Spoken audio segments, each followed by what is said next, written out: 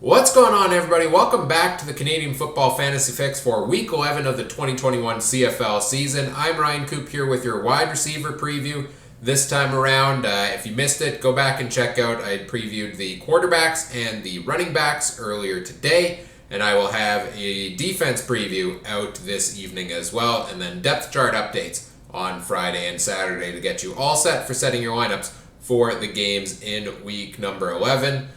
Quick note on the running back preview from earlier today. That one was recorded before the news came out that BC has released running back Shaq Cooper. I did have Cooper as a red light option, stay away from already on the week. Now, obviously, definitely stay away from him because he's no longer on the team. And I believe he's been pulled out of the fantasy game entirely. And James Butler will be the starting running back for BC now. I still don't love him as a fantasy play, just based on how little BC runs the ball. But I think there are some good, intriguing options for the Lions, especially at the receiver position this week. We'll get into all of that. But let's go game by game, and we'll start things off with the Friday night matchup between the Winnipeg Blue Bombers and the Edmonton Elks. And, well, let's start with the highest priced one. Kenny Lawler back in the lineup this week. He was suspended by the team last game after getting arrested for driving under the influence.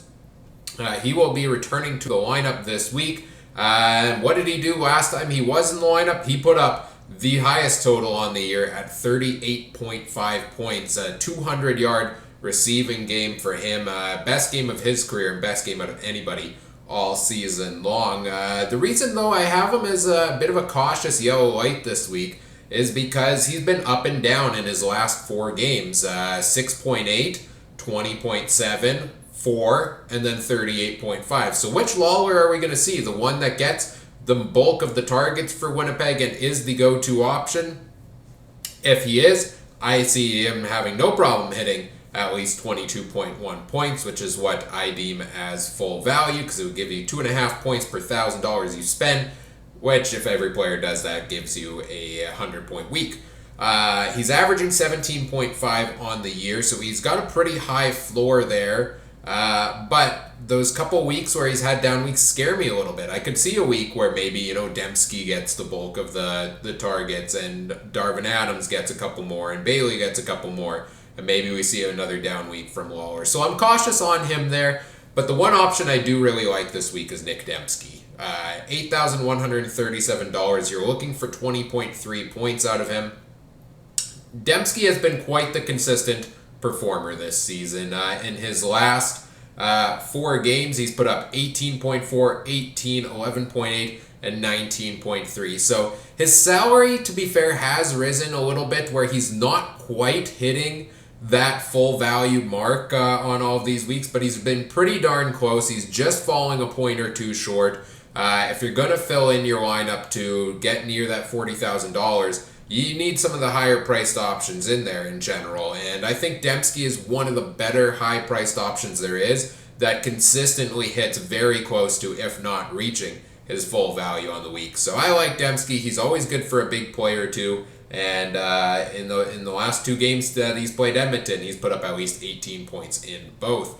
One of the options I'm saying stay away from this week is Darvin Adams. He's been up and down this year. He doesn't get a whole ton of targets his way. Normally, it's only if he gets the big target his way, the big touchdown catch, that he seems to have a decent week. And in his past two games, if you took Darvin Adams at a $6,000 salary, you were widely disappointed at 4.3 and 2 points in his past two games. So he's averaging 9.2 on the year. I'm just not seeing enough consistent usage of Darvin Adams in that offense to be warranting putting that salary in the lineup. I'm a little bit cautious on Rasheed Bailey. He's had a solid last couple of weeks, 13.2, 11.3, and 12 in his past three games, hovering right around or over that 12.9 points you're looking at and hoping to get from him. He seems to have those steady stretches this year. In fact, since week 2, besides the two games against the Riders, he has put up at least 11 points in every one of those games, and 6 out of his last 8. So he seems to be a pretty steady producer. I am a little bit cautious, though, that now that Lawler is back in the lineup this week, maybe he takes a bit of a dip there this time around. And who knows, maybe Andrew Harris dominates the game like he did last time for the Bombers. So I think Bailey's still a very good fantasy play this week, and maybe he should go up to green light category. But with the return of Lawler, I'm just a little bit cautious on making sure. I don't think Bailey's going to be a guy that's getting 8 targets, 8 catches this game, for example. I think he could be in the 3 to 4 range, which if he gets a touchdown or a big grab in there, will pay off for you. But if not, you might not hit the value. Drew Wolotarski is also kind of up and down, much like Darvin Adams, except I think even lower than Adams. In terms of his usage, he's averaging just 5.4 points on the year. I'm saying stay away from Wolotarski. He can have some decent games where he puts you up the value, but more often than not, he is not worth the spending at that price. Janarian Grant I have as a yellow light this week. Last 2 games, solely in return duties, he hasn't lit it up. 4.4 and 2.2. Many would want to stay away from him at those totals, which I totally understand. The only reason I put him as a cautiously optimistic is because Edmonton's return coverage has not been fantastic this year. They've given up 2 return touchdowns on the season. Grant is known to be a great return man, and I think we could see him eventually break a big one. But if there are other good value plays available, I don't think he's the best one available to you this week.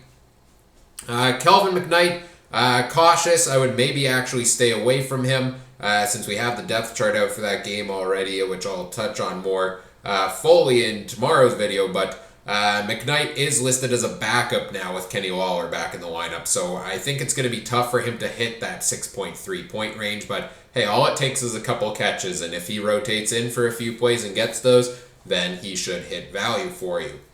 Looking at the Edmonton side of things, after the performance last week, I think it's pretty safe to say stay away from a lot of the Elks receivers. Greg Ellingson and Darrell Walker, these are 2 guys that should be lighting it up at the wide receiver position for a talented team like this, and they just haven't been.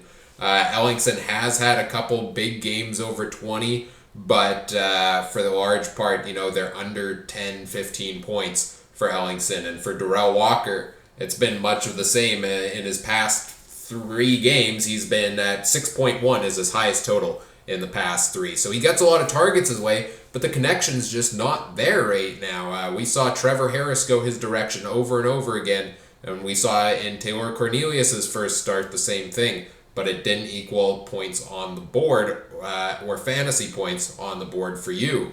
So there doesn't seem to be that connection. Taylor Cornelius will start at quarterback again this week, which if he starts going Walker's direction and hits a couple more of those targets, maybe that works out, but I'm not buying it based on how things have gone this year.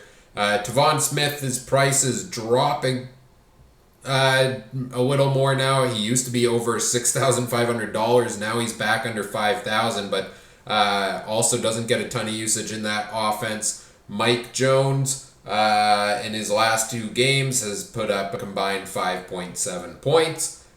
He did have 11 against Winnipeg back a couple weeks ago, but I think with how much Edmonton's struggling offensively and how much the Bombers' defense has been shutting things down, I think that's a tough play there. The only ones I'm maybe considering for Edmonton this week are Shai Ross and Jalen Tolliver. And Shai Ross, it depends a little, on his usage. Against Ottawa 2 weeks ago, he put up 23.5 points. He had 2 touchdowns, was the go-to receiver for Edmonton in that game.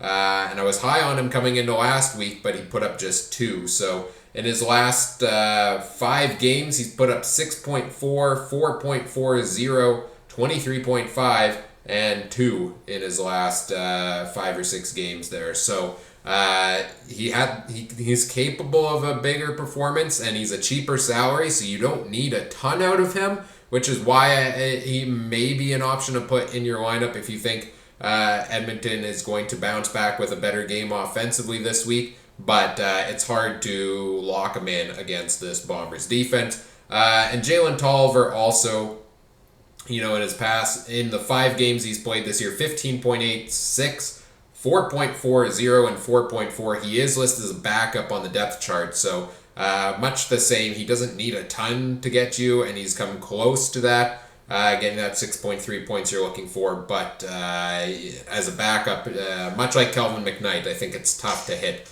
that value there. So general rule of thumb, I would probably say stay away from Edmonton receivers in Week 11. Getting into the Saturday games, let's start with Ottawa versus Montreal, a rematch from the week before. And there's a couple plays I like here for the Red Blacks, and it starts off with Devontae Dedmon, the most explosive player in the CFL. I have never seen in CFL Fantasy a returns only, for the most part, player be up at almost a $7,000 salary, and he's been crushing it this year. He played 2 games last week, 8.5, 13.6 in those 2 games. They were actually on the lower end for him. Before that, in his past 3, his lowest total was 16. So he's been on fire as of late. And in 2 games against Montreal this season, he's put up 19.1 and 13.6. So I think there's Dedmon definitely, has the ability to break big returns against this Montreal cover team. I think he'll continue to maybe get in on offense for a play or 2 here and there, which certainly help pad his totals. 17.1 might be a little tough to hit necessarily, but I think if he doesn't, he comes real close to it this week. So I like Devontae Dedmon at that price point. I don't like RJ Harris at his price, $6,168 in his past couple of games. 4.5, 12, 12.4, and 5.1. He's only hit over that 15.4 point mark once on the season, back in week number 5 against Montreal, when we had that big shootout between the 2 teams. But he seems to be up and down. Some games he'll give you decent middle road production, and then some he'll give you under 5 points or close to that. And at the $6,000 salary, you want somebody that's a little more consistent than that. And one of the guys that is more on the consistent end generally is Ryan Davis of the Ottawa Red Blacks. He has been a quiet contributor, maybe not so quiet. Guy I didn't know much about coming into this year, but I would say is the go-to receiver for Ottawa's team this year. You're looking for 14.2, 9 games this year. He's averaged 12.5, so he's pretty close in that mark. In his last 5 games, 26.9, 5.7, 18.2, 19.1, and then, just 2.2 last week against Montreal. Kind of a down day for Ottawa's receiving game as a whole. But some pretty big games in there. I think Davis, if Ottawa bounces back with a bit of a better passing game this week, should be the biggest benefactor of it, and I think he can cover the value there. Cautious on Kenny Stafford. Have to see the depth chart first as well. He was not in the lineup for the second game last week for Ottawa, but in the first one he put up 10.5. He put up 12.4 in the second, or in the week before that. And in his first game, he put up just 0, though. He didn't get any usage as he was getting familiarized with the Ottawa offense. But, in his last 2 games played, over 10 points in each, getting close to that value. I potentially like Kenny Stafford as an option. The concern is, of course, that what's Ottawa's passing game going to look like this week, and I don't think he's necessarily the go-to option for this team. So I'm cautious on Kenny Stafford. The ones I'm staying away from this week, Daniel Peterman. He's been a backup the past few games, and in his past 4 games has put up 0 point totals on the board. So stay away from Peterman. Nate Bahar is a bit of a mystery. He had 3 weeks in the middle of the season there, between week 4, 5, and 6, where he hit full value at over 10 points in each of those weeks, was a go-to receiver, but he's since dropped off 5.4, 0, 1.3, and 6.9 in his past 4 games. So I'm at the point right now where I'm saying stay away from Bahar. It seems ever since Caleb Evans was in at quarterback, he hasn't gotten a ton of usage. I know he got a couple catches there last game, but does not seem to be the go-to option for Caleb Evans. And then also staying away from Michael Klukas. He did get in to a starting role last game when Stafford was out, but did not put any points on the board. He did complete a pass, though. That doesn't count for fantasy value, but I give him brownie points for the trickery, and I loved it. Kudos to him for the completed pass on the trick play.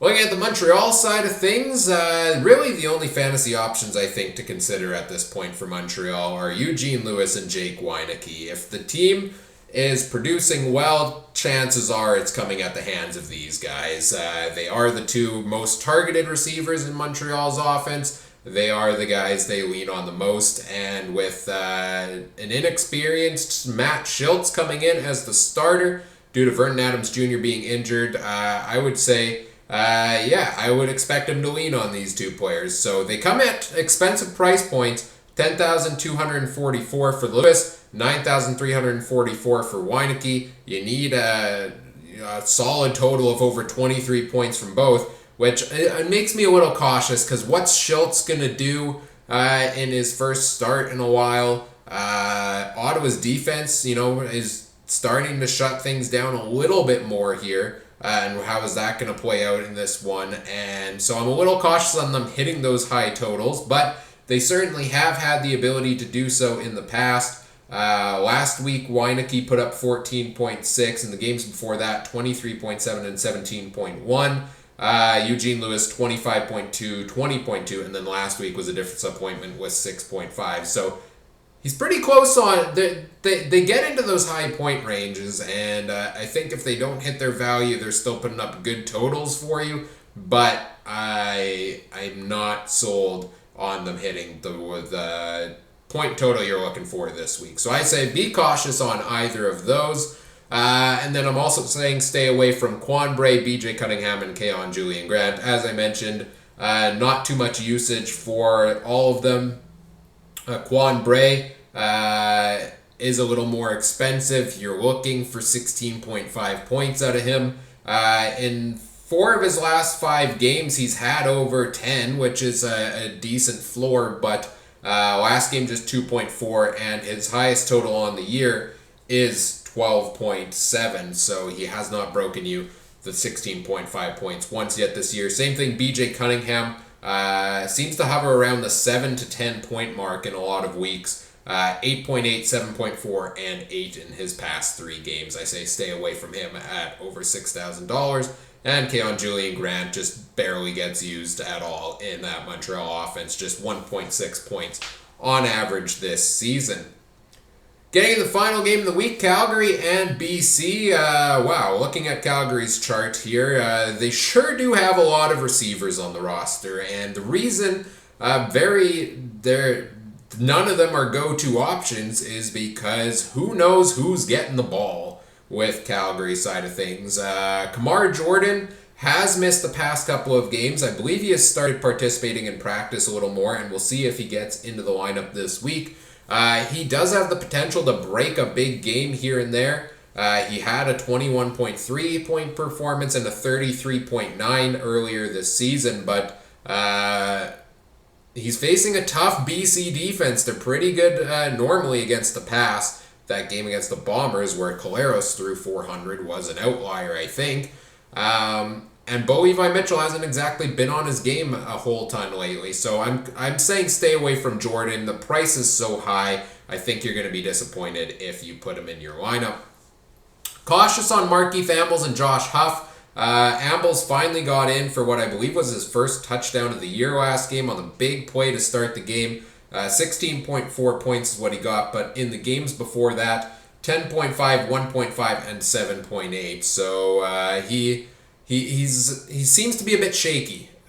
He gets a lot of targets his way. He's had a lot of drops or incompletions his way this year. But if he's getting the targets, that could mean he's going to get the points on the board for you if they can connect on those targets, which is why I think he's an intriguing play, but a cautious play, I would say. Maybe don't lock him in as your first option as a receiver.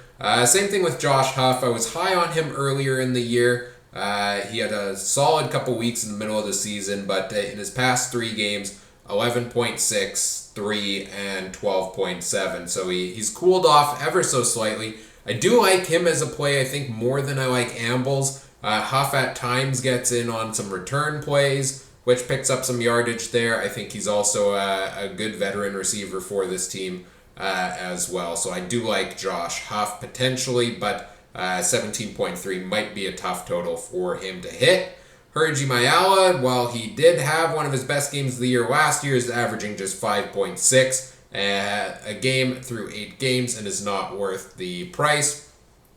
I'll touch on Richie Sindani next. Same thing as Mayala, 3.6 point average through 8 games. He doesn't get the point totals to be even worth a cheap value play. And then we get into a mix of guys who have kind of shifted in and out of the lineup all season long. Malik Henry, $2,732. He's averaged 7.3 points on the year, which is pretty solid, if I do say so myself. It depends to me on whether he gets into the lineup on offense and how much. If he's handling just return duties, I think it's going to be harder for him to hit 6.8. If he gets involved in the offense and is a starter there, then I like the play. I like receivers that are also handling return duties. That's why I love Devontae Dedmon if he ever gets into a starting role. I mean, I love him anyways, let's be honest. This is the Devontae Dedmon fan club here.